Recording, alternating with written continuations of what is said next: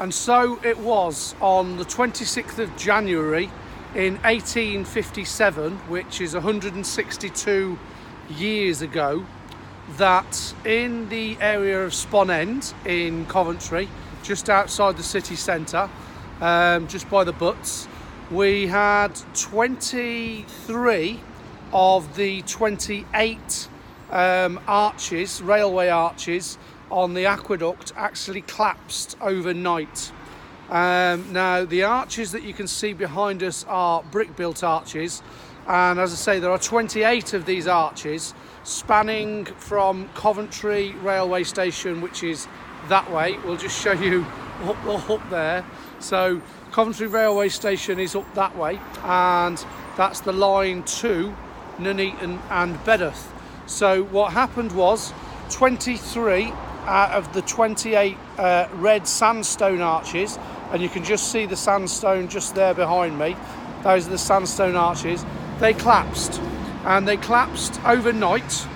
Fortunately nobody was injured, and what happened was they came along the next day and started assessing the damage. Obviously trains were immediately cancelled, and there was no trains then from Coventry up to Nuneaton.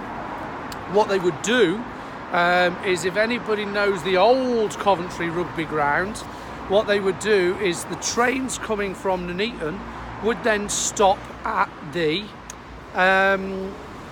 Coventry road station, Cowden road station by Bablick School. So what it meant was that the trains coming from Nuneaton would stop there, and people would then get off and they'd have to get a bus, and they'd take the bus into town there, or take the bus onto onward part of their journey.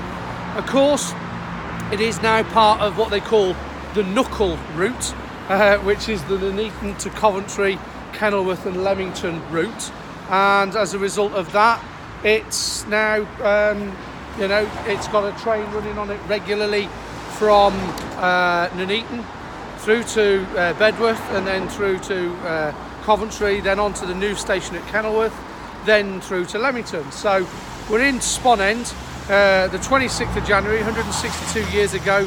The railway arches, 23 out of the 28 arches collapsed, and we'll just take a walk down underneath the arches. You can see the red brick in here that was put in by Network Rail last year, and the red brick is there to stop people coming in.